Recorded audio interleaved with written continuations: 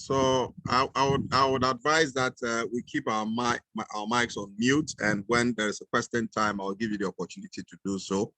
You raise your hand, and then I would let you in.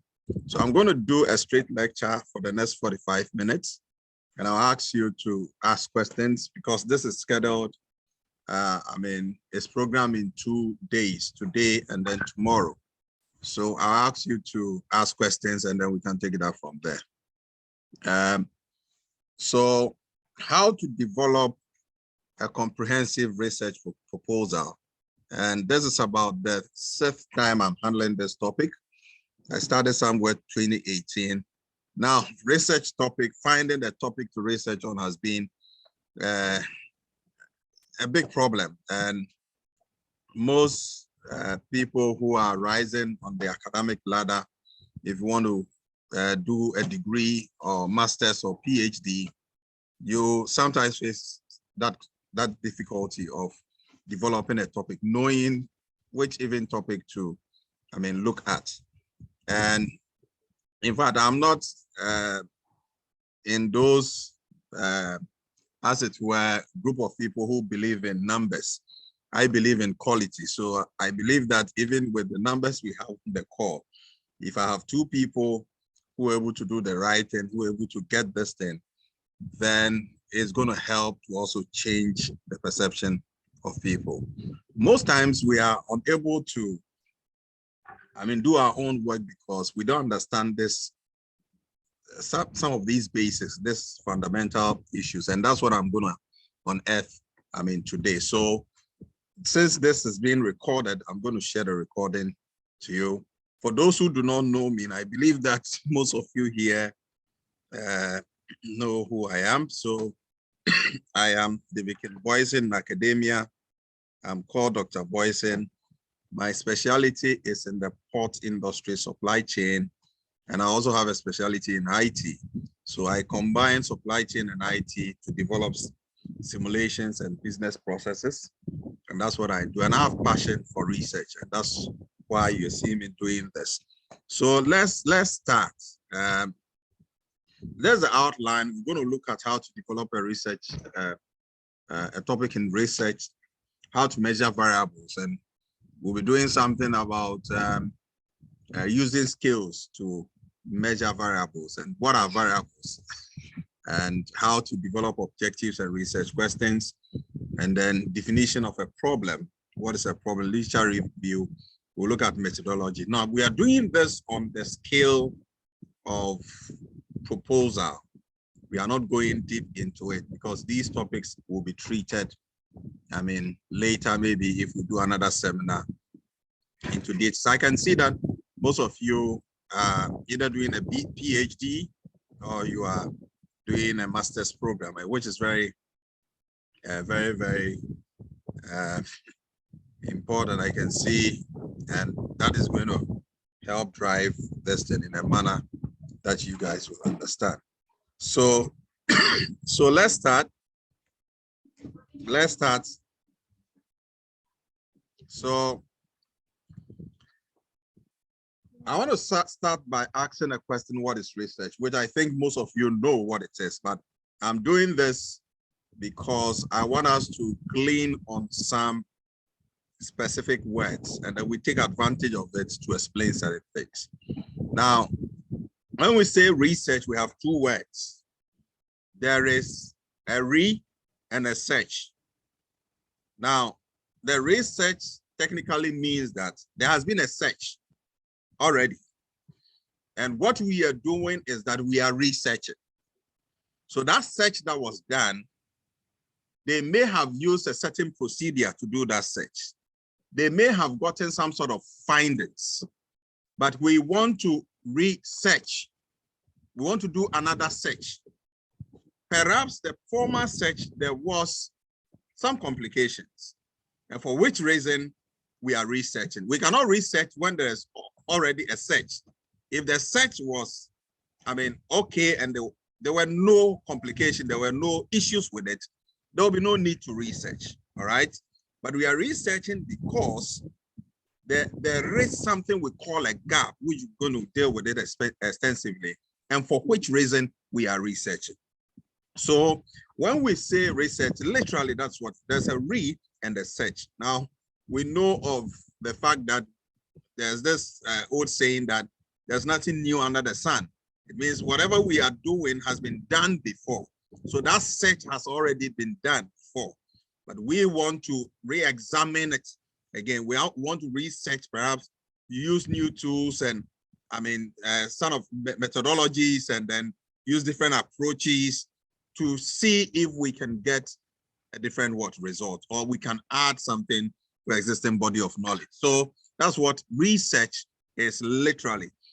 Now, when you look at this definitions and you take them very serious, the first definition says a scientific and systematic search for pertinent information on a specific topic. Now, the key words: a scientific, something that is science, right? Something that is science. It means it's verifiable. It means it has been tested over time. And the other word is systematic. Systematic meaning that it follows some methods or methodology or order or sequence. So it is systematic. So a scientific and a systematic search for pertinent information. Pertinent information. So you could do a search. If the information is not pertinent, forget about it. Information on a specific topic. So watch these words: scientific, systematic, scientific, systematic, and we are searching about a topic. Now, when you come down here, Clifford, let's look at Clifford's definition. He said Clifford Woods described research as defining and redefining problems. Now here, problem meaning not literally as the problem we see, like you have a challenge. In research, when we talk about problem, it's just a steady area we want to investigate. That's all. A steady area we want to investigate. It doesn't mean that there's a specific problem. So most time when we say write a problem statement, you want to sometimes create a problem and then write something out of it. Maybe some sort of limitation somewhere or whatever it is. But specifically, we are looking at a steady area which you want to investigate. So it says that it describes research as defining and redefining problems, formulating hypotheses. We're going to talk about hypotheses and suggested solutions, collecting, organizing, and evaluating data, making deductions and reaching conclusions, and at last carefully testing the conclusion to determine whether they fit the formulated hypothesis. So he's looking at this from a purely quantitative point of view, which we're going to look at the difference between quantitative and then qualitative research. Another definition says the systematic approach concerning generalization. Now the word systematic repeats. The systematic approach concerning generalization and formulation of a theory. In other words, we do research, you also formulate a theory. What is a theory? A theory is simply a bunch of concepts that establishes the relationships between these concepts. So any bunch of concepts and their relationships that has been established, which has been tested over time and has been proven to be efficacious, that becomes what? A theory. All right. So we do research also to formulate a theory. Most of the times in qualitative study, okay, we have something we call grounded theory, where you use concepts and through inductive study. Inductive meaning that we are working with data from the ground to build some sort of model, and then test. If we test it over time, it becomes what? A model that people will use. And if it has graduated to a certain level, it has been used widely, then it becomes what? A theory. All right. So that's what research is. And another definition here, and I'm taking time to do this for a reason. Another definition here says that the Advanced Learners Dictionary of Current English lays down the meaning of research as a careful investigation or an inquiry specifically or especially through a search for new facts in a branch of what knowledge, and that's what the dictionary says. But let's see another one. Redman and Maury define research, the last one, as a movement from known to the unknown. It is actually a voyage of what? Discovery. He said a movement from the known to the unknown. In other words, the known becomes literature that is available about that study we want to do. The unknown is the findings that we do not know, but we are yet to discover. All right. So that is also what research is. And the last one, the black in the middle, this one, we say the term research refers to the word systematic repeats here. Systematic method consisting of initiating the problem, formulating a hypothesis, collecting the facts or data, analyzing the fact in that order. Okay, that is, I think, another definition that looks like that of Clifford. That is also what research. So that's what research is. So when we say we are conducting research, it simply means you are investigating on a topic, a study area, but you are following a certain systematic order.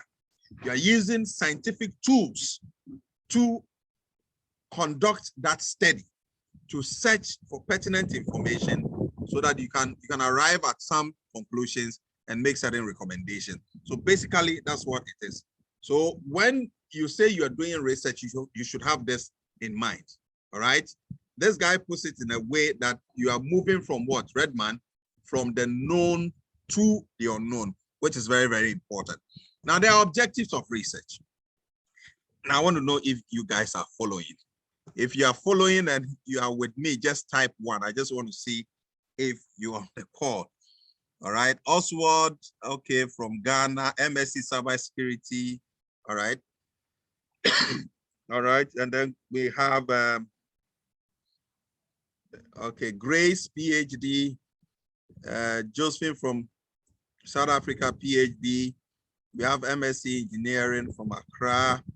Quite a number of people here. All right. Okay. All right. So let's look at the objective of research. Okay. Now, and this is a broad objective. So in research, we conduct research because we want to gain familiarity with a phenomena or to achieve new insight into it. We want to gain familiarity with a phenomena, with a trend. There's something happening. We heard of COVID. So people started writing about COVID. Even when we are at the foundational stage where we didn't know what was even the cause of COVID. People were writing, doing publications. There were scientific, studies, because they wanted to understand the trend. And today, when the US started doing some sort of collecting data just to see the trend they predict, they only had about 6 months data. But they had to leverage on the Italian case because they had recorded a number of deaths. And they used that as the base to have some insight. Okay, so they wanted to understand the trend. Now, if they want to predict, we've lasted, the COVID have now run for about 2 years. So we have some sort of, data. When the data becomes like 4 years, the prediction becomes what, better, right? So that's what we want to do. But I have linked this up to types of research, all right? Types of research, and this is very, very insightful. So I'm saying that the first objective, which is to gain familiarity with the phenomena or to achieve new insight into it, because it's a foundational study and that the knowledge in that area is not that much, what you are doing actually is an exploratory or a formulate research or study. All right. Now, exploratory research is a qualitative type of research. There are 3 types. We have the qualitative, the quantitative, and the mixed study. The mix is the hybrid of the qualitative and the quantitative. So this objective is hinged on what? Exploratory research. And in exploratory research, why we are exploring? Because we don't know what is there. In fact, there's a little knowledge in that area. So for instance, if you are doing a study and it happens that you cannot even get data, basic data on the ground. The data and everything is in the minds of people, and you really have to get it from their heads. Then you can only explore. And exploratory study is what? Qualitative. You can only conduct interview or do focus group, all right? Or do in-depth interview or do observations, okay? Just to elicit that data so that subsequently that data will be documented and people can leverage on it. So to gain familiarity with the phenomena or to achieve new insights into it. And the second one is to portray accurately the characteristics of a particular individual situation or a group. Now look at it. To portray accurately the characteristics, the attributes of a particular individual or a situation. Now, take note of individual, take note of situation. All right. So if we are doing a study and it's based on individual, we are looking at the individual, we are looking at the views of that individual, or that study is just to conduct some scientific study about maybe an animal. We want to have the placebo and then we have the actual one and then do some sort of comparison.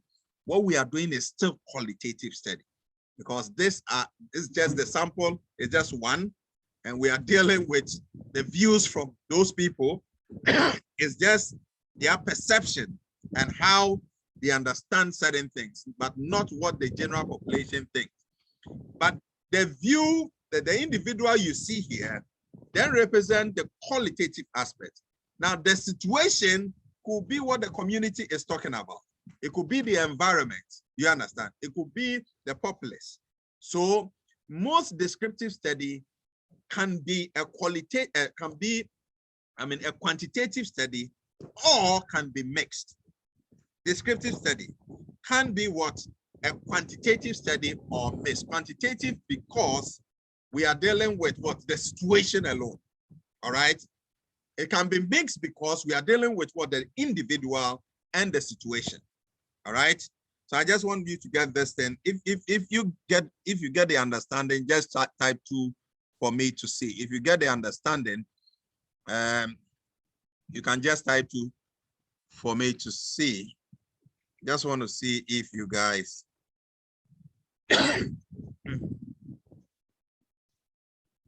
Okay, good. Yeah, just when your hand is up. Yeah, that's the question. Yeah. If you can just, can you hear me, please? I can.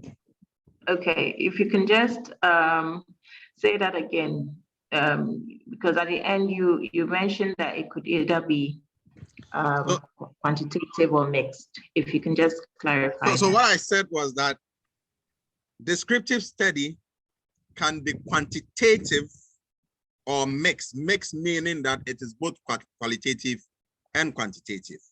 It cannot be qualitative alone. Only qualitative study is called exploratory. It's more of what an exploratory study falls under that category. That is more foundational. But with the descriptive, what it means is that there is some sort of basic knowledge we have, all right? And we just want to also add the exploratory aspects. But it can be only quantitative or mixed study. That is quantitative or qualitative. Now, people do mixed studies for a reason. When the knowledge that they have, the basic knowledge is not enough, they want to delve more into it. But there is also an existing knowledge they have, and they want to describe the situation.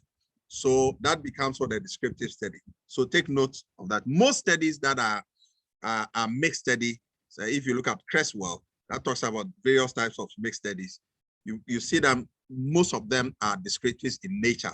That is, I mean, it looks at it from the qualitative and the quantitative point of view. But note that descriptive study can only handle the quantitative part alone. It cannot handle the qualitative part alone. If it does that, then it loses that, descriptive part and now becomes what? An exploratory study.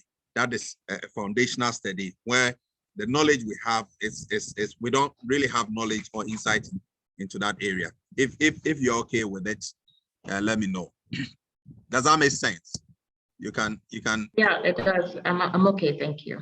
Okay, so the third one is to determine the frequency with which something occurs or with which it is associated with something else. The frequency. Then we go into diagnostics, type of research. Diagnostics. We want to diagnose, and most diagnostics or all diagnostic research are quantitative in nature. Once we are talking about frequency, then we are talking about counts, all right? That's what it is. So diagnostic research are basically quantitative research. And the fourth one is to test the hypothesis of a causal relationship between variables. And that is also what, a type of quantitative study, which is what? Hypothesis or explanatory studies. Now, let me also state this. With these things, I was using the objective just to explain types of research. But research is categorized into three broad groups. The first one is the exploratory, which I talked about. Then there is, which is purely qualitative, and then there is the descriptive, all right, which can be quantitative or mixed study. And then we have the explanatory, which is basically the high-end and quantitative study. So you could have diagnostic research, you could have research which is what? As hypothesis or correlational research, all the types, type of case study which is quantitative, all falling under explanatory research. That is purely quantitative. And you could have your other research like the types of exploratory research, the various types on phenomenology, grounded theory, ethnography, those ones under what? Exploratory, because we are digging deep, we don't have any knowledge. Then the mixed one, that could be descriptive or any other type, is a combination of the two. And I've indicated that you could have a study that is purely quantitative, but it is descriptive in nature. Descriptive. They're just describing the situation. They are not doing the high end of the quantitative, where they are doing prediction or they are doing diagnostics. So that's just to set that record straight. If you get this, let me know. Let's go. Just type 3. I just want to engage you. And if you have any questions, you can ask at this stage as we move, because this is what we are using to lay the foundation. If you have any questions, you can. This should be interactive enough, because if you get this, you wouldn't have any issue now looking for a topic to investigate. If you get this, you wouldn't have any issue. So I need you to let me know whether you're on the same page or you're having some challenges. All right. All right, okay. So you can't be on the you can't be on the Zoom and will not comment. Please. Okay, somebody says 2. Yeah, okay. All right. Now let's go.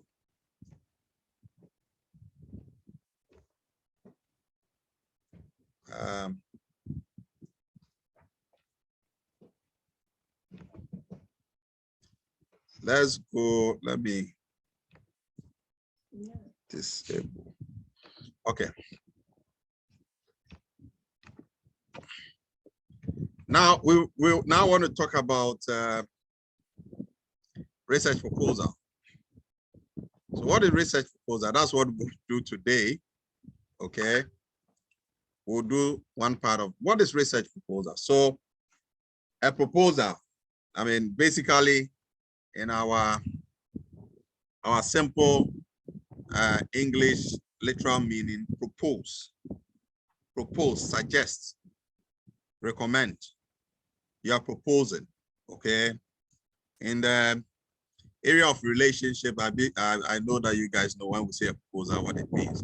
But a research proposal is a suggested plan on how to carry out your academic investigation about a topic. Now, basically, we have 5 thematic areas that we look at in research proposal. We have the introduction. Some people decide to have the introduction and still the background. That's more of, has to do with semantics. And then we have the problem statement. We have objectives. Some schools deals with objectives, others deals with what? Research questions. There was a study I supported someone to do, and they were doing a purely quantitative study. So they were dealing with research questions alone and hypotheses. Okay. So you could have objectives or research questions. Others also deal with objectives alone. Some other schools deal with objective research question and hypothesis. Then we have the literature review. But why do we even do literature review in research? Now, well, when I was explaining the about what research is, we said research. So there has been a search. That search that has happened, we need to let people know that what did they search about? What was the search about? We need to let people know. So that is the review we do. In other words, make sure you are able to come to speed with your readers how far that topic has been researched and what has been reported and what has not been reported. And that is why we do the literature review, all right? And we'll delve into that probably subsequently. And then more importantly, the method to collect and analyze what? Data, all right? So these are the 5 thematic areas. I mean, others will add significance of the study and all that. Those ones can be submerged into any of them. Some people do the introduction and they add the significance of the study. Other people, even in the introduction, they add a problem statement to it. And then, I mean, it becomes 4. It depends. Others also extend it.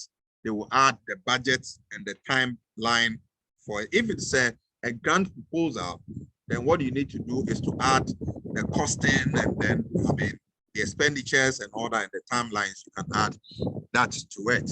So that is what a research proposal is. It's a suggested plan on how to carry out your academic investigation. I brought academic because we are in that environment. We could do it in the business setting as well, where we want to investigate something. Okay, so let's see. Now, because we are conducting research, the essence of developing a topic, all right, in research, which is the first thing we want to deal with. The essence of doing that, we talked about research. That's the repeated search we want to do is because there is a gap. There is a knowledge gap. And that knowledge gap, we want to research and bring that gap to bear. So in research, all we do is to close gaps. We close gaps that has not been closed by previous work studies. And to make it simple for you, most previous studies, what they have done, and that's the reason why we do the literature review. Other than that, the literature review will not be, I mean, relevant. So if you review what others have done, then we would have known the gaps to close. And I put this thing into 3 thematic areas, and this is very, very important. It's extremely important. When I was doing my PhD, I didn't get, or my master, I didn't understand, I mean, how I'm presenting this. This is extensive work that has been done, and it's being presented to you this way. So the gaps we want to fill is actually why we are doing the study. All right. So previous works have been done, and those previous works have indicated that They are recommending for a future study to be done based on the limitations of the study. So let me give you a typical example. If we want to do some sort of mining, right? So they gave 40 acres to some guys and they started mining at that area. They were able to get some gold. They dug some places, got, some gold.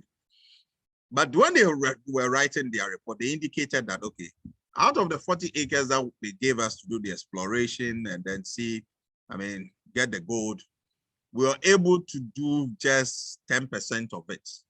And even the 10% we did, the gold, the quantity of gold we had. Now, we believe that even with what we had, there's this that we did, there's this that we didn't do, and that resulted in that, kilos of gold we had. But anybody who wants to mine on this in this area, they want to consider, probably we use some sort of orthodox means of doing the exploration. The machines that we use were archaic. So anyone who wants to do mining in this area has two options: either to explore the unexplored area, or if he wants to come back to what we did, for which reason we lost a number of gold because we're not using, current technology, then that person can use current technology to mine that same area, and then perhaps they might get more gold. That is what the first miners are saying. Does that make sense? Does it make sense? I want to see a response. If it does, yes. It does make sense. Yes, it does. So that's what the first miners are saying. So when we come, without having that information from them, it becomes very difficult. We're going to start the whole thing again. So once they have established this in the future study or in the limitation of the study, it is easier for us to decide that what they have said, we will use it to conduct new research. All right? Probably the suggested tools they gave to us, we're going to use the same thing. So in broad perspective, in research, we close three gaps, and this is very, very, very important. We close theoretical gaps. We close empirical gaps. We close methodological gaps. That is why we do the research. We close these three gaps. For the theoretical gap, what normally happens is that if we are doing a quantitative study, we either extend the existing theory to areas that has not been studied with this theory, right? Somebody is doing cybersecurity, right? So maybe they want to investigate something about the adoption of cybersecurity, methodology, okay? To mitigate the level of threats, you understand? And then they are using some model. The guys using doing cyber security. Can you mention any model? Maybe technology adoption model. You want to use maybe technology acceptance model, TAM. Okay, or you want to use UTOT, the Unified Technology Acceptance model, or you want to use any other model. Now, if you want to close a theoretical gap, the question is, has that theory been used or been extended or been studied in that area? For instance, the geographical area you are studying, or in that discipline that you are studying. So that is what the theoretical gap. If that has not been done, then what you are doing is that you are extending this theory in that area. A typical example, they come up with new, maybe Mercedes-Benz, new brand. And those times we know that when these brand new cars, they manufacture them, it takes about 10 years before we will wait for them to use, and then we will we will leverage on it and they become brand new, even though they are second hands, right? But today the story is different. So you see Rolls Royce that have been manufactured, and within the shortest possible time, the same Rolls Royce, even the day it was launched, you see someone having that same vehicle in Ghana. All right. So if those vehicles are used in the US or the EUs for a very long time and it has not been used in Ghana, then probably we don't have any findings about how these vehicles, how they are able to adapt into our environment. What is the depreciation rate when they use it in our environment where we have bad rules and all that? You might want to know that. So if the vehicle has not been used here, then it means that if the vehicle is representing a theory, then that theory has not been extended in this area of study. And that will be a theoretical gap. Why is it a gap? Then the theory that has been extended here is going to churn out some findings, perhaps exclusive to this environment. And you will be contributing knowledge to existing knowledge, having studied, this theory in this area, of study. Does that make sense? So you'll be closing a theoretical gap. Now, once you are using a theory that has not been used in an area before or in a discipline before, and when I say an area, it could be any discipline. It could be any discipline. There was a study I was doing with someone where we're using the UTOT tool to look at behavioral intentions of adopting, bring your own device in Ghana. That was what we were doing. And realized that based on extensive literature review, that UTOT theory or framework has not been used specifically for employees in the working class age. That was one. So we saw a theoretical gap. And especially for the workforce, because other studies in other areas have done that. They mention employees, but they use for students. This is the working class, all right? And that was done. So we address a theoretical gap. And the good news about it is, if the theory is extended in an area that has not been studied before, the good news is, because that theory or framework was used, you are likely to have similar or new findings exclusive to that region. And that's what happens. If the findings are not new and it correlates with an existing findings in other area, what you would have done is to confirm how robust that theory is, because you would have found the same thing that was found in US. So the theory is not biased in terms of cultural issues, okay? It is not biased in terms of societal norms and values. It applies anywhere, and that is good findings. And those findings now become empirical findings, because it is based on the evidence that we have gotten. When we talk about empirical, it means evidential. So out of a theoretical gap, we generate an empirical gap. Once there's a theoretical gap, it gives birth to an empirical gap. And the theoretical gap can be for the existing theory, or if you are doing a qualitative study, you will ground a new theory. In other words, you'll be developing a new theory. Okay.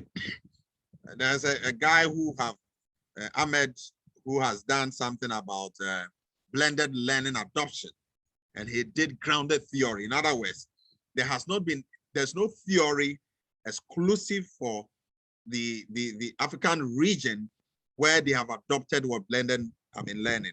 People who do research just collect data and they ask people questions and they respond, and then they do descriptive statistics. But there's no model. So what he did is that he did an inductive study. He interviewed people and then, did some sort of comparative analysis, ASIAL coding and all that, and came out with themes, which he used those themes to develop a model, and then use after developing the model, tested it with what? I mean, data administered to people.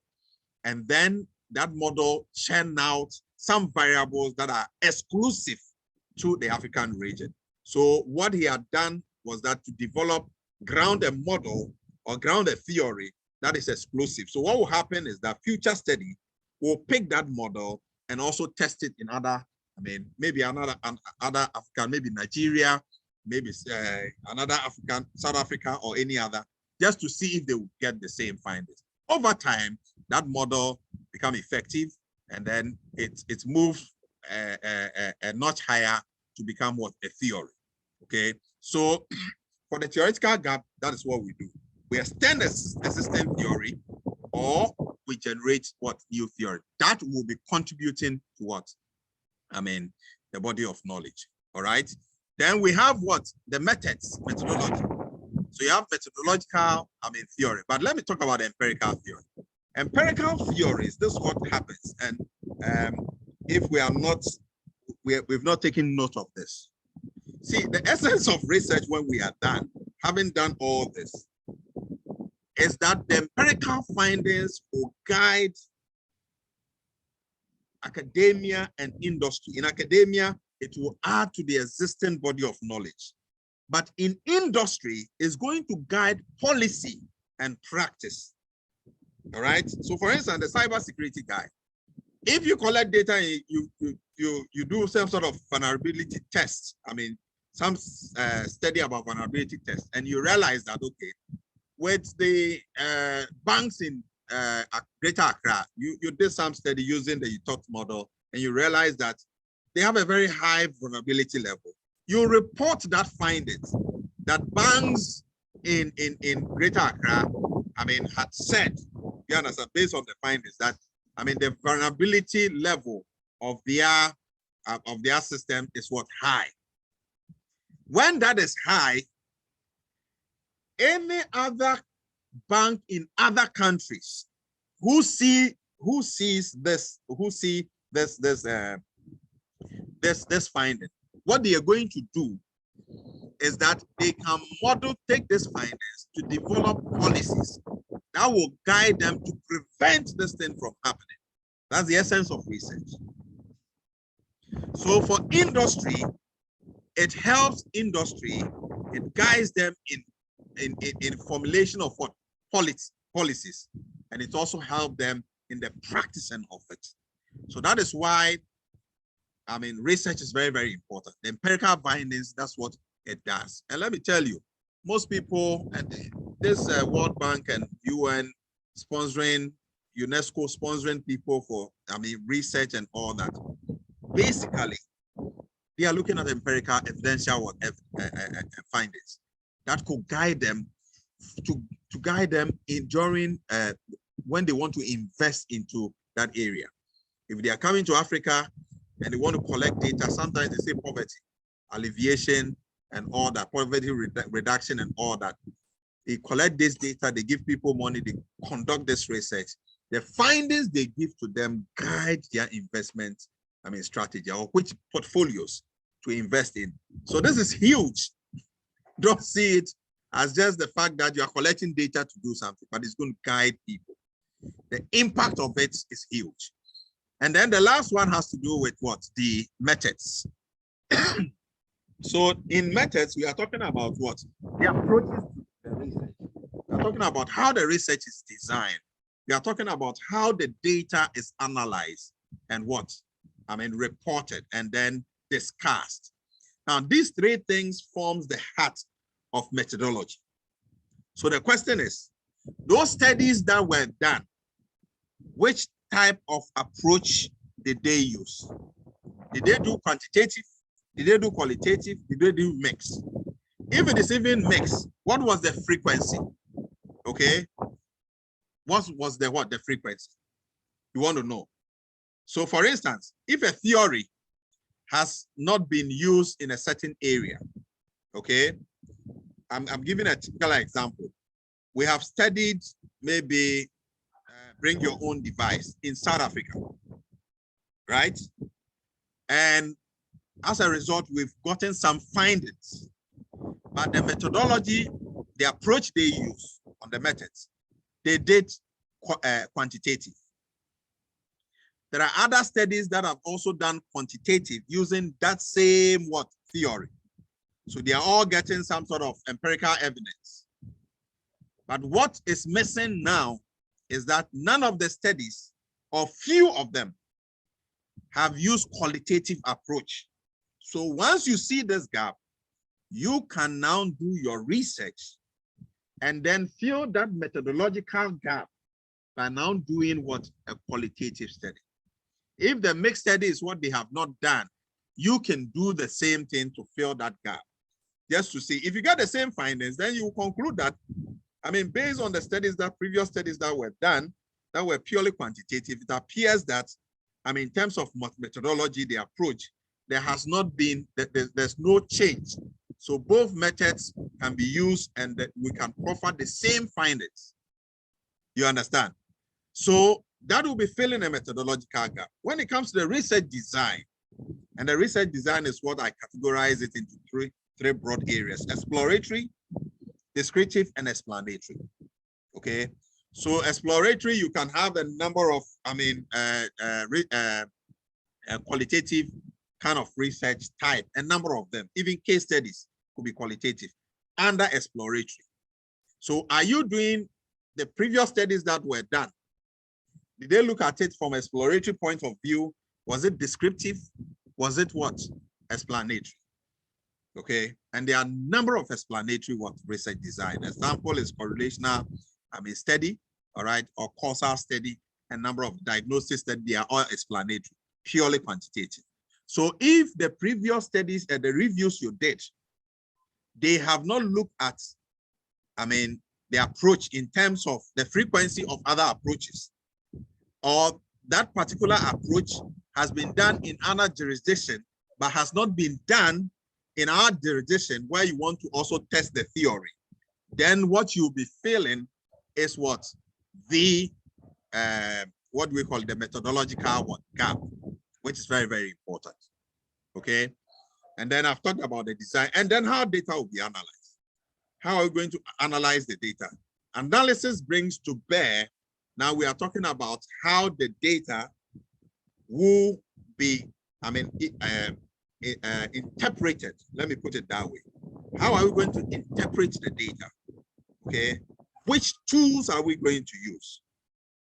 Are we going to use parametric or non-parametric? Parametric meaning that we are using tools that have high statistical power. Non-parametric means that we are not using tools with high statistical power. We are using just mere tools. We'll talk about scales, and I will explain that. And anytime this parametric and non-parametric comes to bear, we are dealing with the scales. We have the nominal, the ordinal scale that falls under non-parametric. We have the ratio and the interval scale that falls under non-parametric. We'll deal with that later. So you may want to look at it. Okay, that's what kind of tools were used for the analysis. And was it parametric or non-parametric? Now, if you identify that, then you have been able to establish a gap, which is a methodological gap. Okay, so if you look at the intersections, right? Somebody can do research and then achieve only A. That is. Doc, Yeah, go ahead. Please, the parametric, can you explain it again? I didn't get it well. So because that's not what I just mentioned. So when I say parametric tests, we are talking about tests that have high statistical power. All right. High statistical power means that you are using the interval and ratio scale. The interval and ratio scales are scales that use numbers. And most of them are purely based on secondary data. Data that has been collected already. So you are dealing with numbers. Okay. But non-parametric, tests has to do with tests that doesn't have high statistical power. And these are the nominal scale and then the ordinal scale. The ordinal scale, an example of it is the Likert scale. Agree, disagree, that scale. And the nominal one are just gender, I mean, sex, and then all that. You understand? These are nominal names of people, places, or they will ask you congregation, where do you go to church? They will ask you of your age group and all that. These are all nominal scales. So when you're doing a research, you look at your demographic data aspects, all the things that you have. If they are not ranked, then they are what? Nominal. If you rank some of them from high to low, then it's ordinal. These two groups belong to what? The non-parametric test, because it doesn't have high statistical power. And then the data, they are not normally what? Distributed. And then we have the homogeneity of what the means. We'll get into that. But just take parametric test as a test that doesn't have high statistical power. And it hinges on nominal and ordinal scale. And the non-parametric deals with the interval and the ratio what scale. So that's just to talk about that.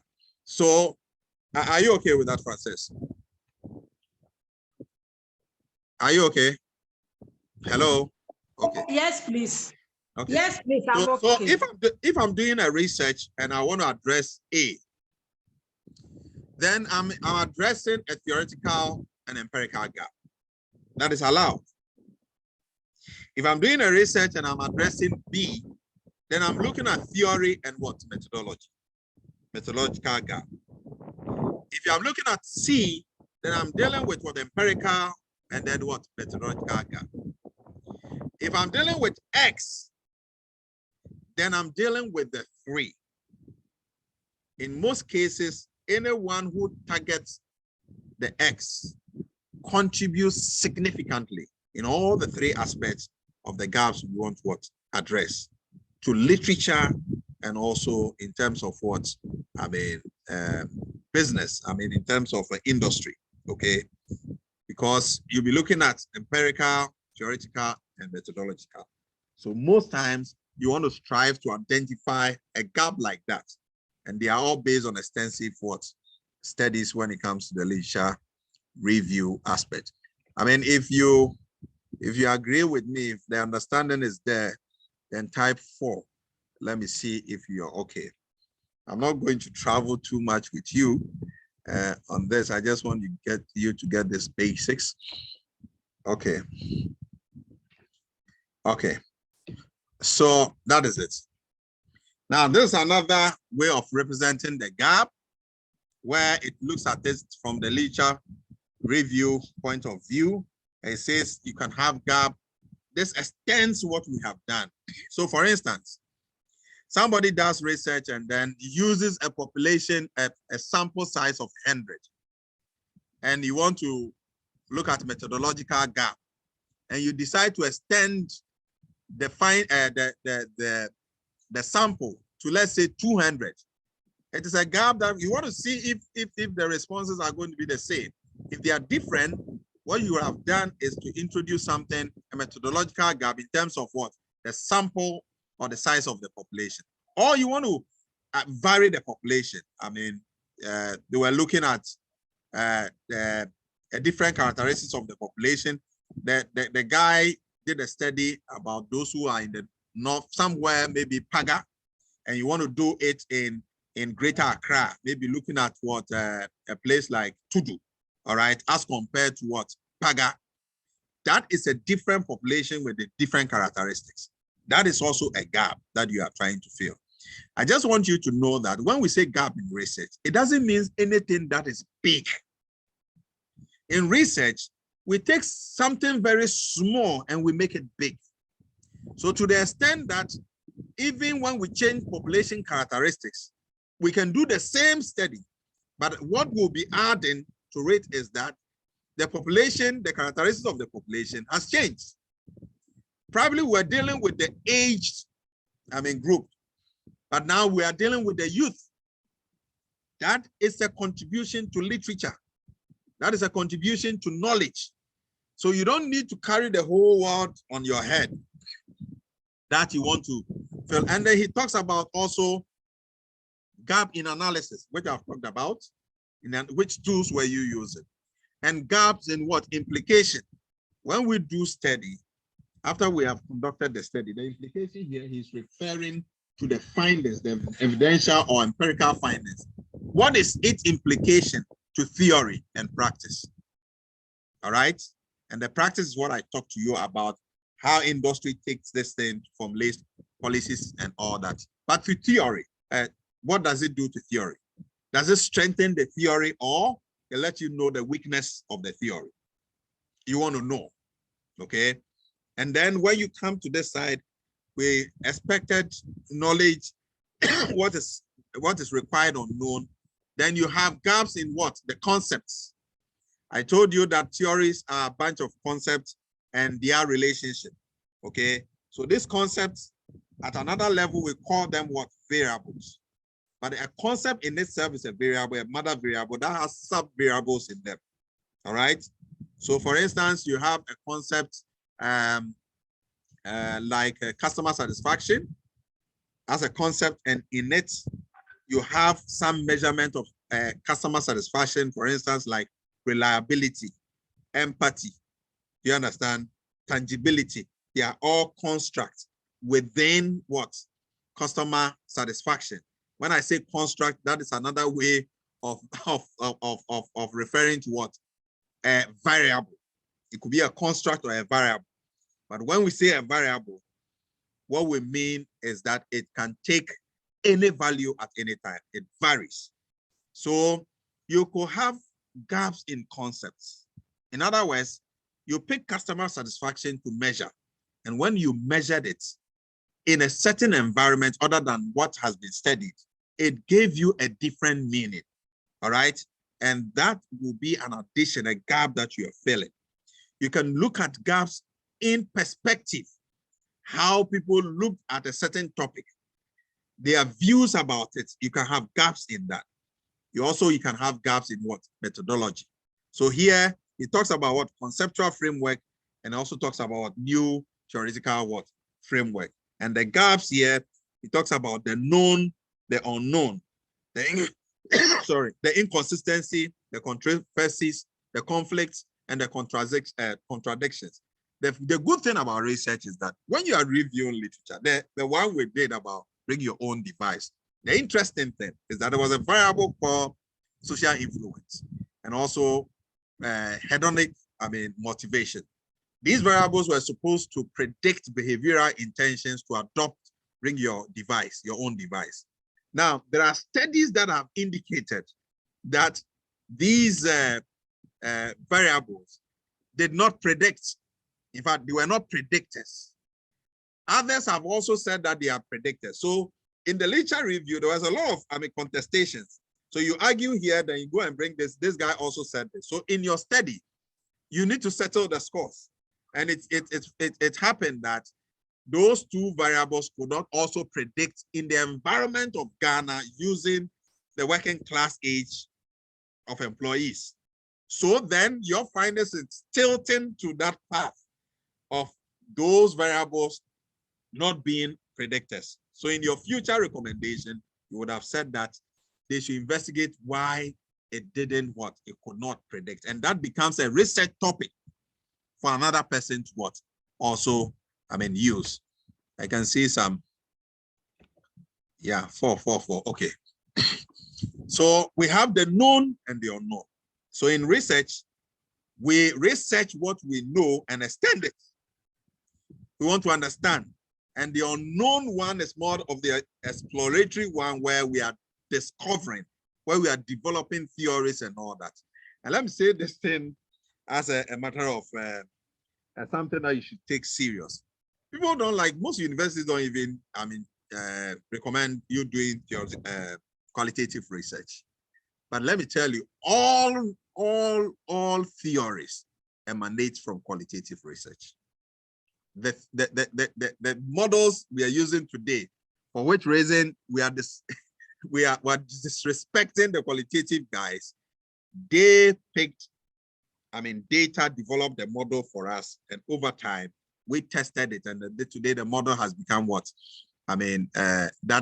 Effective, for which we are testing and then we are extending it. So those who develop the theories, let's give some sort of respect to them. They think that it's most judgmental and all that, but it starts that way, and over time it graduates to something, I mean, else. So what we have done, was just a prelude to, I mean, develop a topic. We know that if we pick the topic, then what we are doing is that we're establishing what a literature, I mean, gap. And that literature gap can be what? Theological gap, can be empirical gap, it can be a methodological gap. You can blend the two at each point in time. But if you're able to get all the three, I mean, when you're doing your investigation, it helps. And it's all based on what you have read about the existing work that has been done.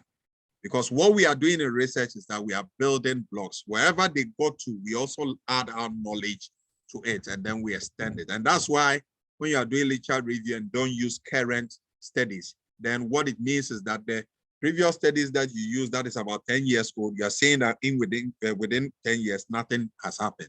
But that problem that you are investigating may have been solved already. So I don't know if at this point you have any questions. If you have any question, you can ask. Then I'll do just 15 minutes and then we'll draw the curtains down. Because if you leave me, I'll put the whole day, the whole night. If you have any questions, you can ask. I want that if really you have understood what we have done to now, to this stage, if this has been helpful, it's going to help shape your work, just let us know and we can take it out from there. Hello? Hello, I'm just giving 5 minutes for that. Talk. If what we are done, if you don't talk, then it means that it's two things. Either you don't understand anything or you're confused. Josephine, take it away. Yeah, thank you, Dr. Boison. I mean, the discussion on the gap in research, for me, it's a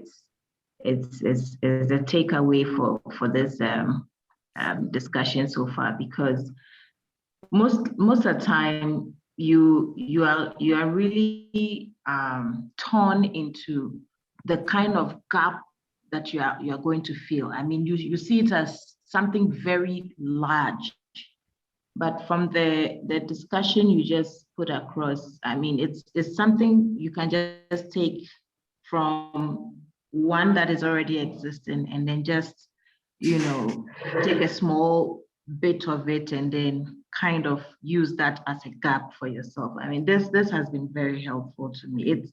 It's been one headache that I've been trying to, you know, do away with. Thank you very much.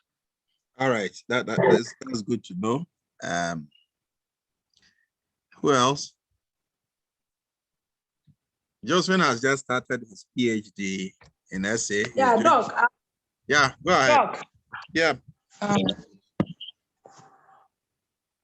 Yeah, take it away. I also want to collaborate what the earlier the lady said.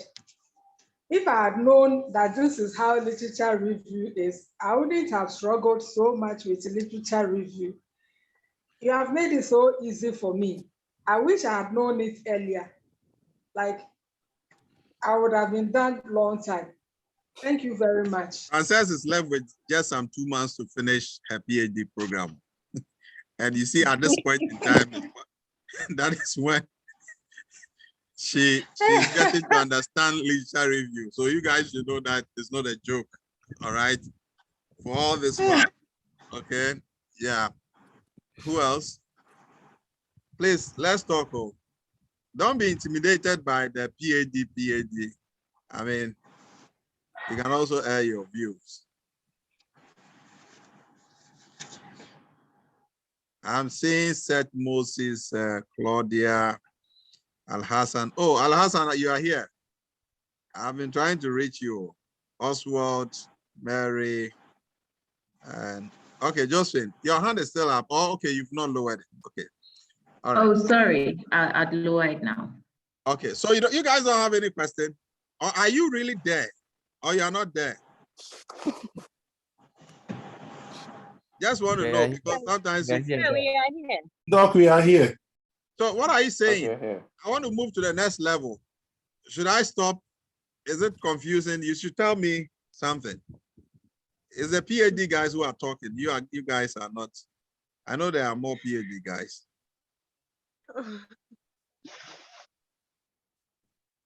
Yeah, is it helpful? I mean, are we making progress? Monica. Yes, sir, it's helpful. I'm just waiting to learn more, and then I talk. No, but what you have consumed, Yes. how useful is this? How is it going to Okay, help? so for me, I just actually started my thesis, and I mean, you've broken things down for me in terms of what a research is all about, the importance of it, and I want to get to know how to do other things like the establishing your objectives, your hypothesis, your scope.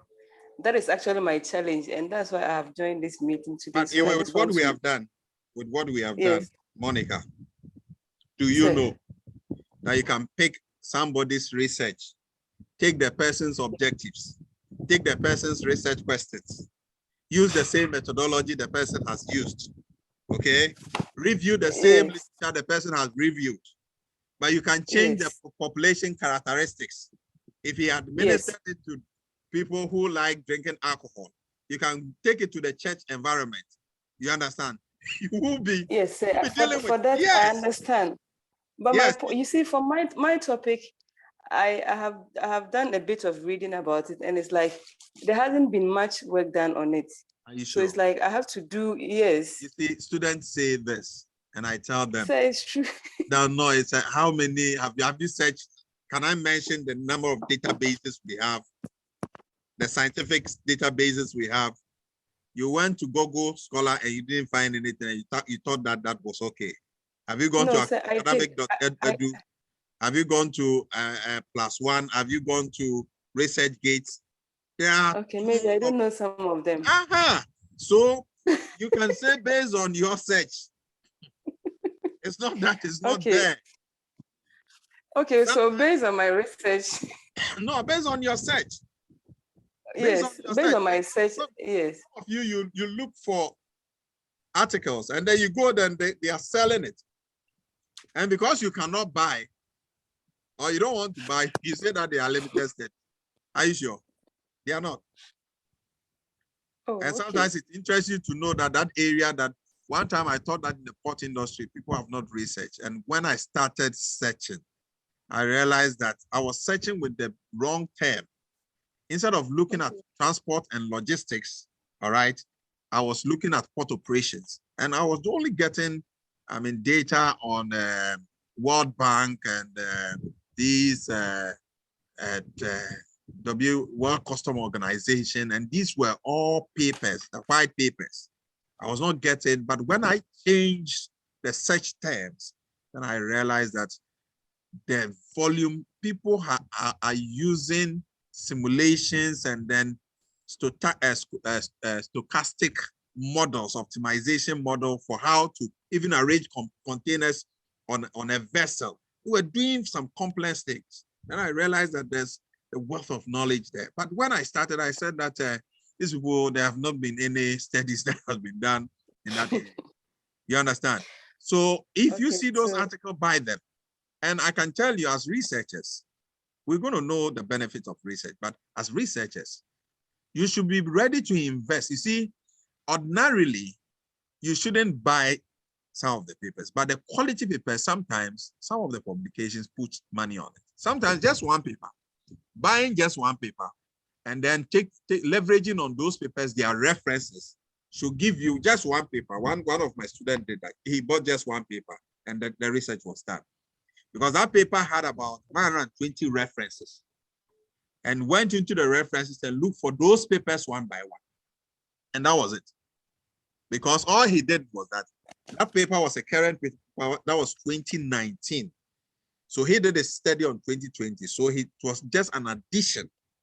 So all the papers that was reviewed, he reviewed all those papers also, and then reviewed the current one, just to tell them that this is where we have gotten to, and I'm also adding my findings to it. So we don't need to complicate it. I believe that you get what I'm saying. Yes, I do. Okay. So what is a topic? Who is Kadedi. Have I mentioned it correctly? Kadedi. Are you there? Hello? I hope we don't have ghosts on the call. Kadedi, are you there?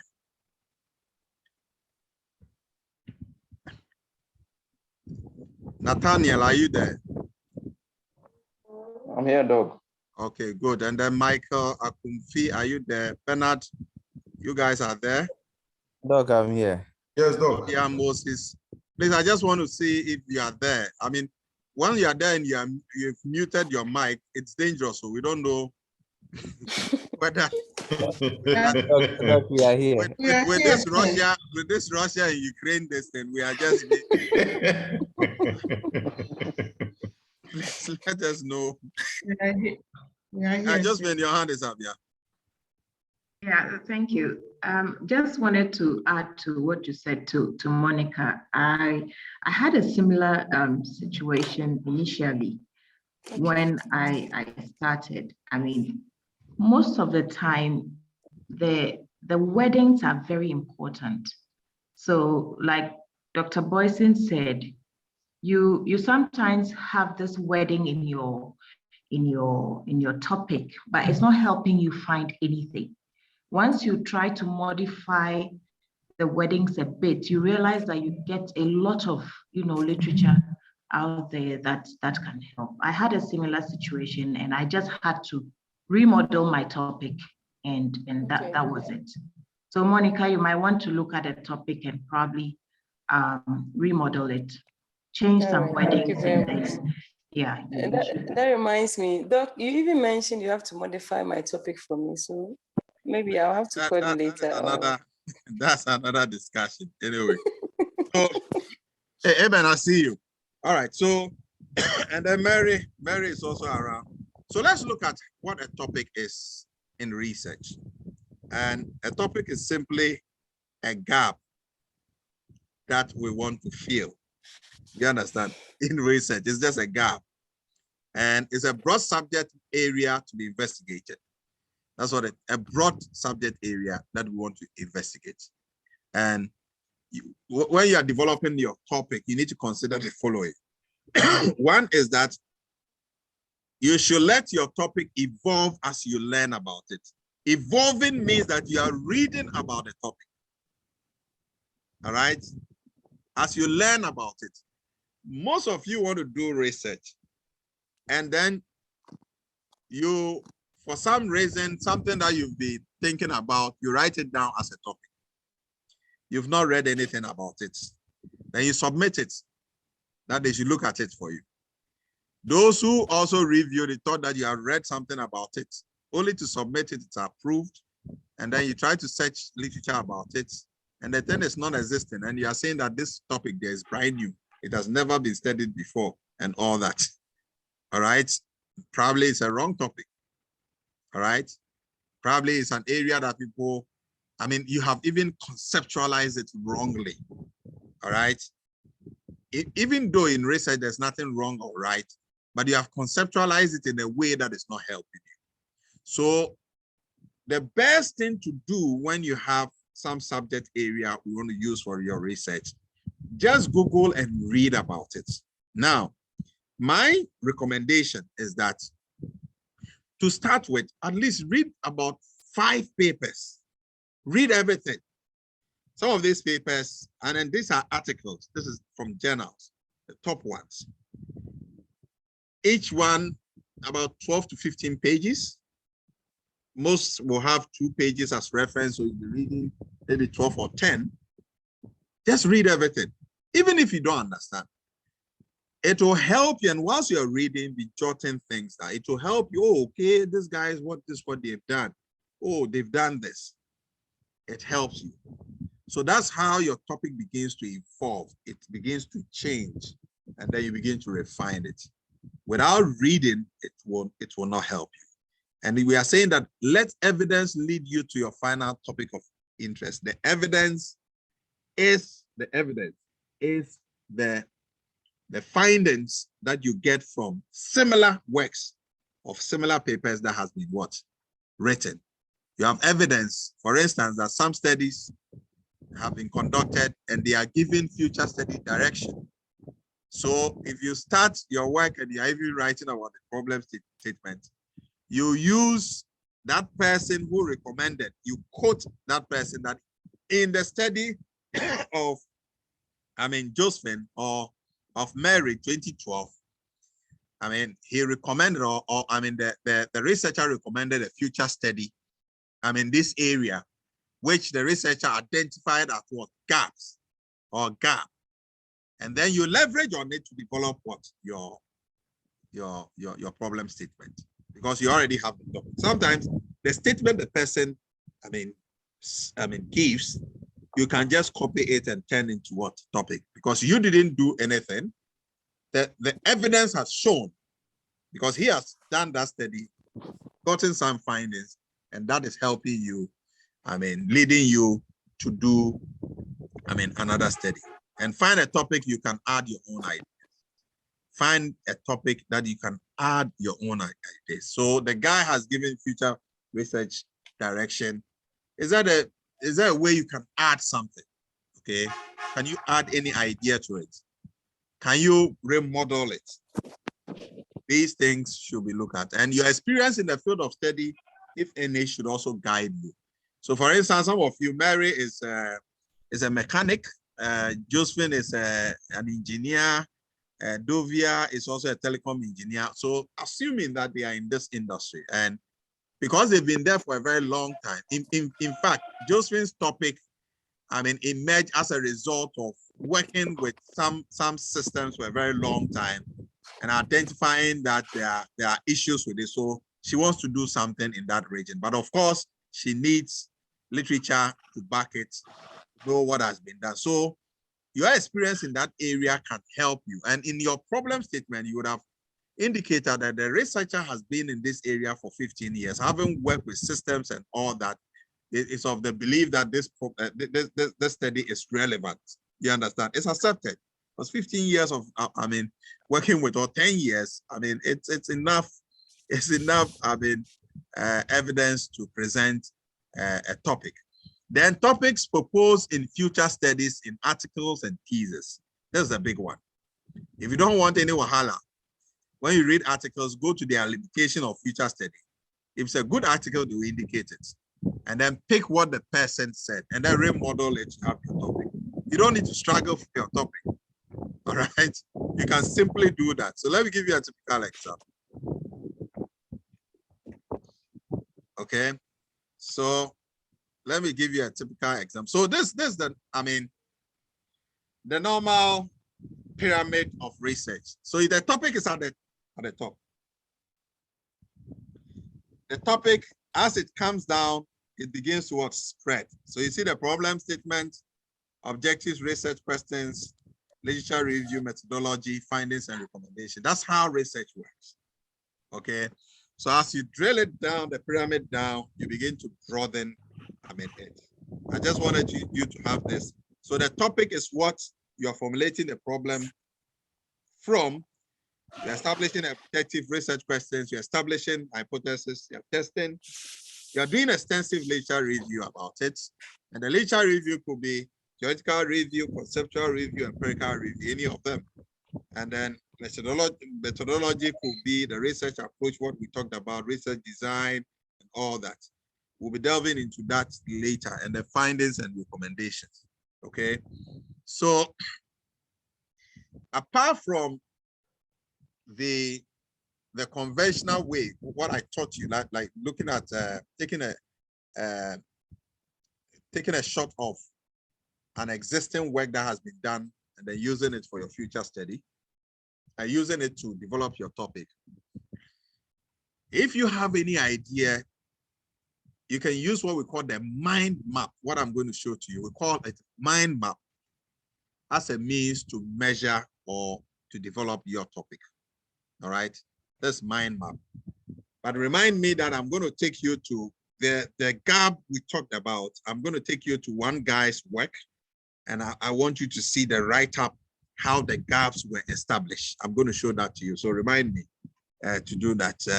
Just remind me, just so that I show you guys that before, I mean, we draw the curtains down. So if I pick a topic, who has a topic? Any topic? Who has a topic? If you are here, you don't have a topic, then I know some of you would have wished to do your work again. Even though you are finished. Okay. Anyone with a topic? Anyone? Okay. So let's assume that you are dealing. Hello? Hello, sir. Yes. Okay, let me put my topic on board. Assessing the effect of inventory management practices Okay. So on what?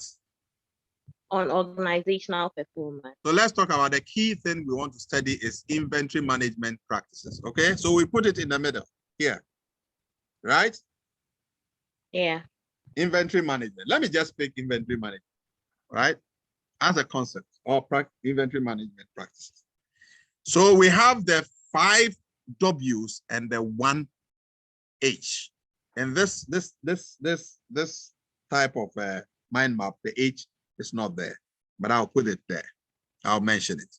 So if you put in the middle that inventory management practices, the first question you would ask is, what are you studying about inventory management practices? What about it? You get it? What about it are you studying? And what you can break it into, 2 levels.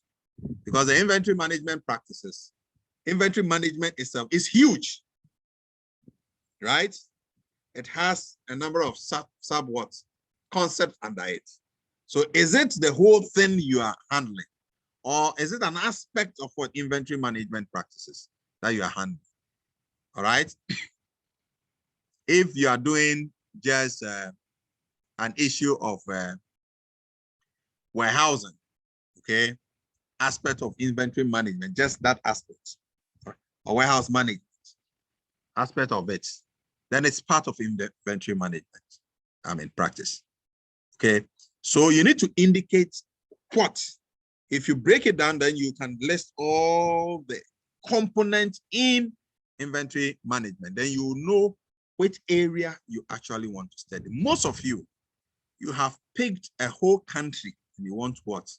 Study. Somebody says, I want to see the effect of supply chain on organizational performance. Supply chain. Supply chain has what? Upstream. And in the upstream of supply chain, we have over 1,000 variables under them.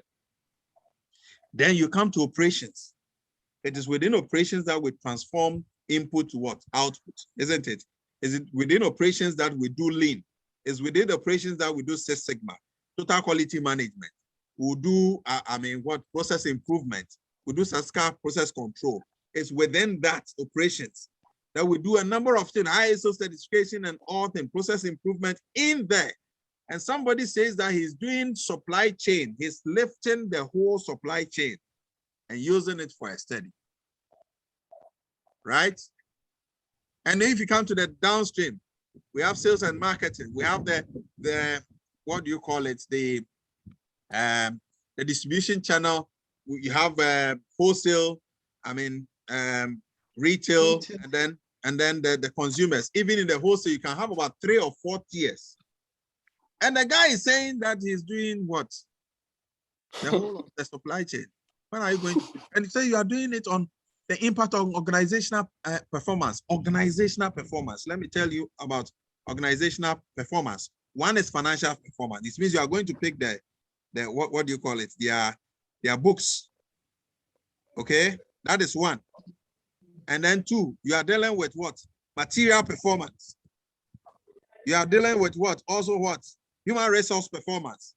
Should we go? You are talking about supply chain performance itself. Okay. And a number of, so which performance are you looking at? So when you present such a topic, you really don't want to finish your work. Okay. It's Doesn't- lack of knowledge. Doesn't make sense. So if you if you sometimes the hot, you can do the first layer of the hot and then still go into that first layer and ask the what in it. You would know. Is this helpful? Yes. Is it? Yes, Doc.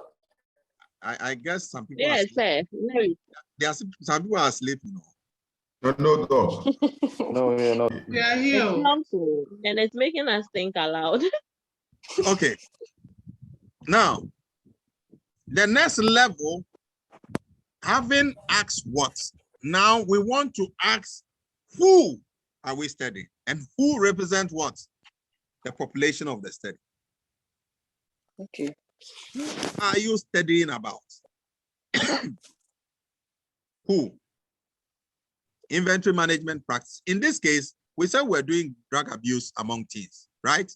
And we are asking what, and it's asking, is it drug abuse? Is it substance abuse, addiction, prescription drugs, or alcohol what? Abuse. He's asking. Abuse. Another perspective. Are you talking about what? Prevention, rehabilitation, behavior, cognitive development, or social impact? You see, so each of these variables could be a topic. Just imagine that you have taken, you have just picked this, about 10 of them, bulk it together as drug abuse among teens, and that is what we are studying. That's going to be a Herculean task, isn't it? So now we are talking about who? Who are we studying about? Teenagers. You see the population and the characteristics, or adolescents, or the youth, or gender, or economic status. Do you understand? Or religious status. What are you studying about? You need to know. This gives you the population characteristics, and it gives you the target population. So if you do mind map very well, you would have known the targets to describe as what? Population. In fact, with mind map, you'd have written your proposal easy. Then when you have identified the population, then you go to what? Where? Where talks about the geographical what? Location. Your location that you want to study. Are you doing it at rural areas, urban, United States? It's giving other examples. What are you looking at? Does that make sense? Yeah. Okay. My heart. Yes, Doc. Who says my heart? Doc. Yes. Yes. No, sir, it's okay. It's all well. It's okay, yes.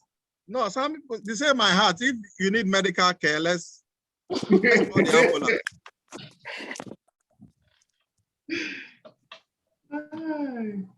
So, sir, does it apply to project management also? As in, you want to do something about project management in your organization? It means you have to be specific as to what type of project you want to do in the topic of.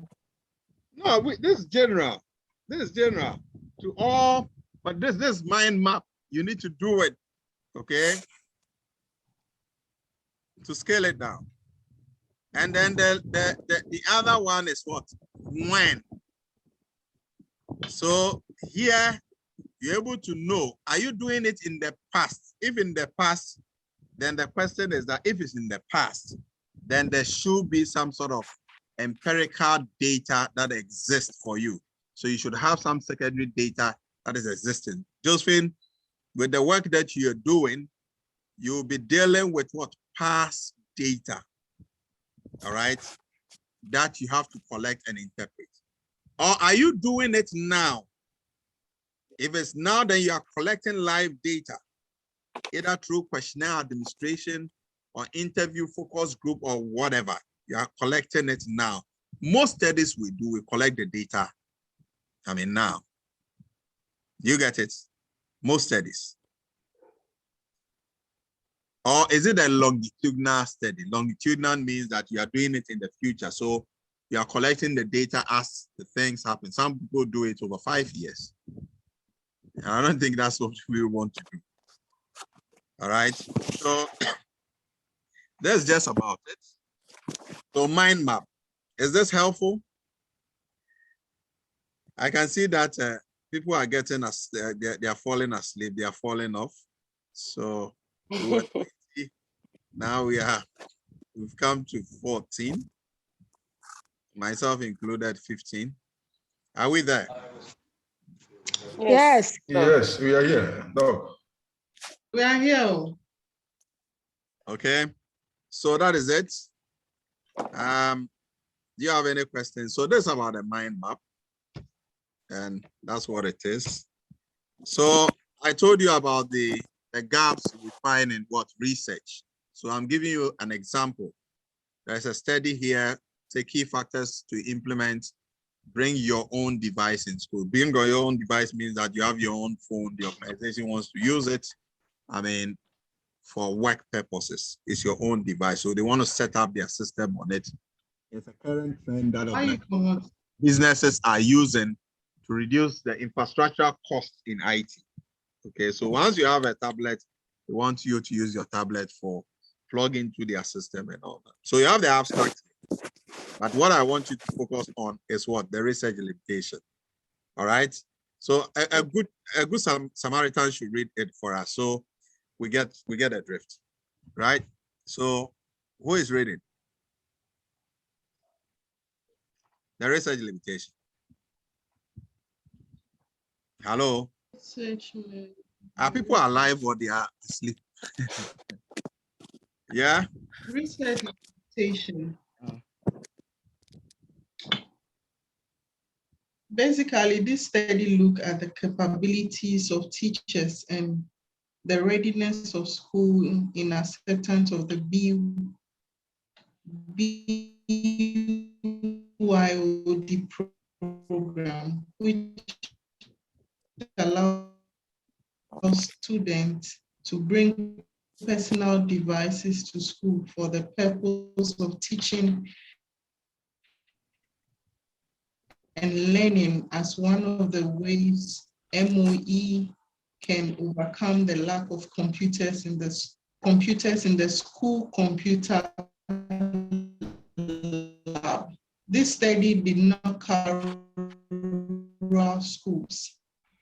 The questionnaires were not submitted directly to the teachers, hence the result is on teachers' level of understanding as well as honesty.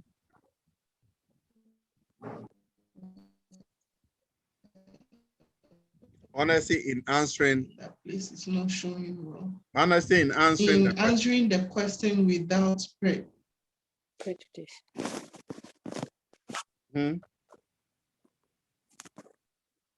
You are breaking. Can we have someone who is not breaking like Mary is to read?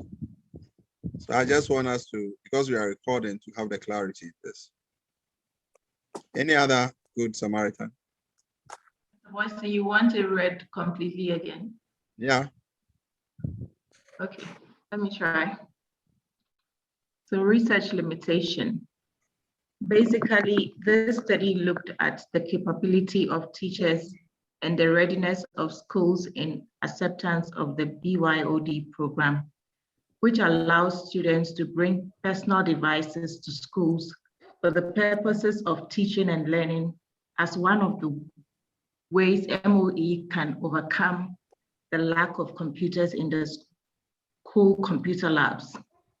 This study did not cover rural schools. The questionnaires. Pause there. This research did not cover what? Rural schools. So it means that I can do the same study, the same methodology. Okay. But when it comes to the population, I will add rural what schools. That is just a gap I can add to the study. Objectives will be the same. I'll use the same literature review, where this person reviewed to, and I'll add that his study as the last literature that will be reviewed. All right. Okay. And the only thing I'm going to do is to extend what? The population to cover rural what? Schools. So that is one. Let's go ahead. The questionnaires were not submitted directly to the teachers. Hence, So the result of this was not self-administered, right? Self-administration. Because if it's self-administration, if you are asking the questions and you have taken, I mean, it's very difficult. I mean, for some of these things to be, I mean, it's you are guiding them, right? But he said they did this based on some honesty. Do you get it? So the questionnaire was not self-administered. You understand? It was saying that it was hard to get reference materials that can be adapted to the government's schooling capabilities in what? Malaysia. He's talking about Malaysia. Maybe you want to do it in Ghana. So there's a geographical gap that you have to look at. This study is a preparation study. So it means that we can leverage, said it's a preparation. It's an elementary study. So you can leverage on it. So if I want to do something in BOYOD, I can use this limitation and as a leapfrog, and then even develop mine. So look at the topic, key factors to implement BOYOD in school. I would have said that key factors to implement BOYOD in schools, column, evidence from the rural schools in Ghana. Fantastic. You understand? Yeah. The same topic, because the study have identified what? A gap. The same topic. Let's go to the next one. Is that the effect of mobile money transaction on financial performance of small and medium enterprises in Nakuru Central Business District? Now, look at the recommendations. The future studies should be conducted to determine the effect of mobile money on the profitability of SMEs. Furthermore, mobile money service providers have come up with new products. Consequently, the research should be done to determine how SMEs are utilizing these financial innovations.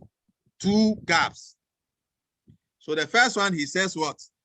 That to determine the effect of what?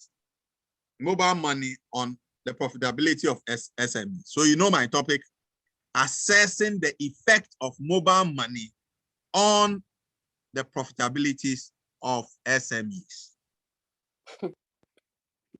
Evidence from what? Nakuru Central Business District. Same population. Same population. So you don't need to struggle. And the last, as a consequently, research should be done to determine how SMEs are utilizing this financial service. Do you understand? So I could say that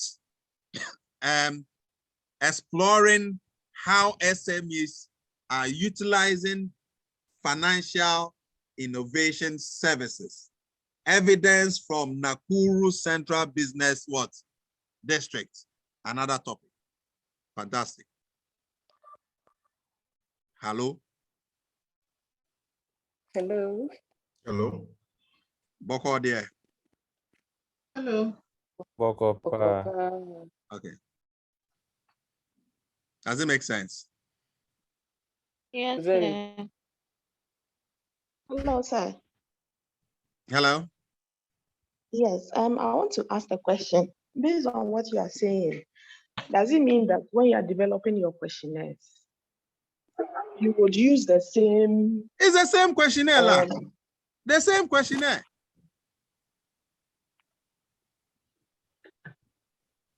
Because you are just trying to find a gap, as in the gap, he has given you the gap. He has made the work easy for you. He has a template. And he's telling you that the template he used has a limitation. It didn't cover that area. I'm only adding that area to it. And I'm done. Okay. So you see that it's easy to have your PhD. It's just that you are complicating the issues. Wow. We are complicating it. Right? So I want to end here, but I said I was going to show you something. So I'll give you a typical example. And let me do that so that we close. You have a question. I believe I have the permission of Ralph, if Ralph is on the call, to use his proposal. Ralph did a very good job about his proposal, and his proposal was rated one of the very comprehensive proposal, even though in my opinion it was not, but the professor said it is, and excited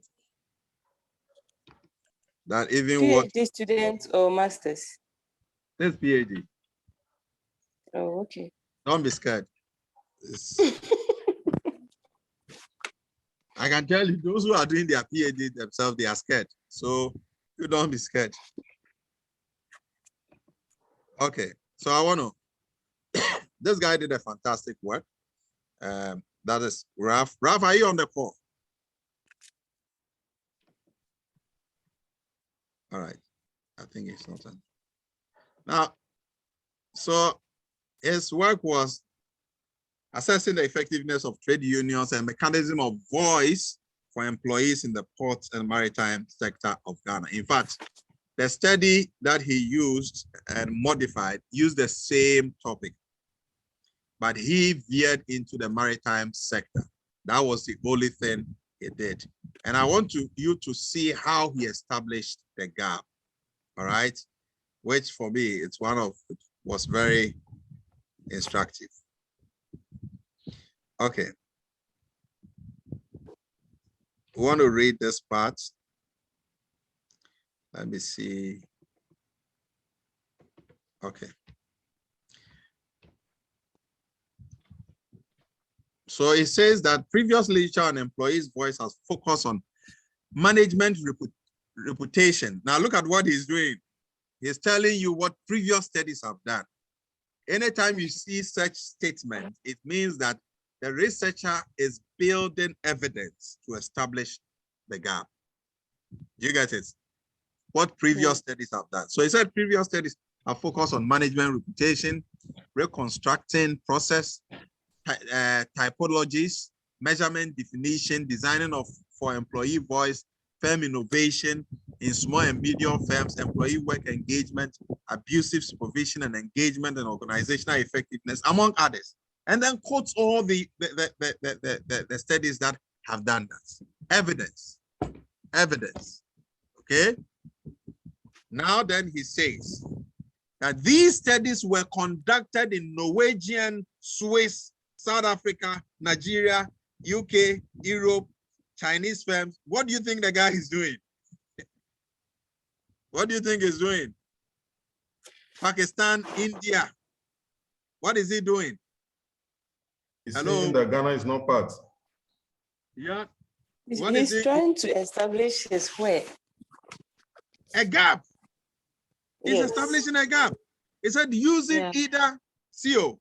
So he talked about this. He said using either qualitative and quantitative methods. So where is it veering to? The methods. Yeah. Methods. Or the social theory. He moves into the theory. You get it? Ask their theoretical frameworks. And then now look at how beautiful he establishes this. That the current study, thus, therefore, identify theoretical, methodological, and empirical gaps. So he went for the X. Fantastic. He went for what? The X. Now he's going to talk about it. Let's see. He said, theoretically, the social exchange theory has not been extended to the port and maritime sector to understand the effectiveness of employees' voice in decision-making.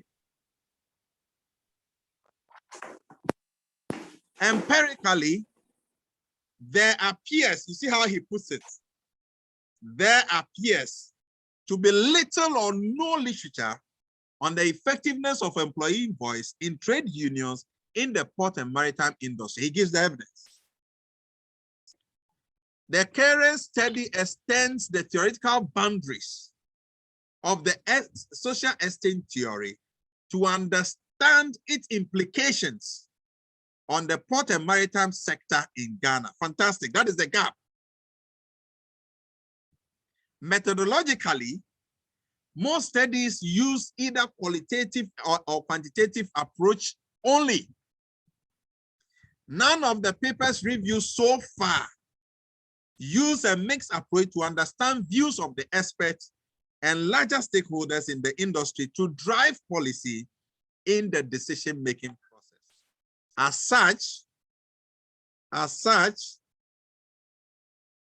such, this current study will adopt an exploratory sequential mixed method to compensate for the limitations of the qualitative and quantitative methods used in previous studies, and also to build synergy through triangulation of findings to drive managerial decisions in the ports and maritime sector. Solid.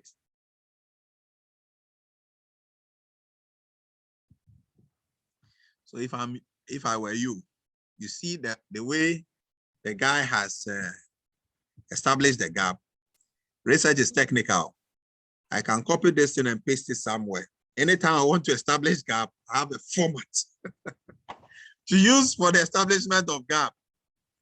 You don't need to learn the English. These are technical, the way they are couched. Over time, you become an expert in it. And you know that this one is not the normal spoken English, right? Are you guys there? Yeah. Yes, Doc. Is it a normal spoken English? Technical English. Okay, so that's it. And I give it to Raphael because that was a solid. And just the proposal he did. Look at the number of references. Okay. Look at the number of references just for this proposal. Okay. Had about four pages for the references, just to tell that the guy that he's well read. Okay.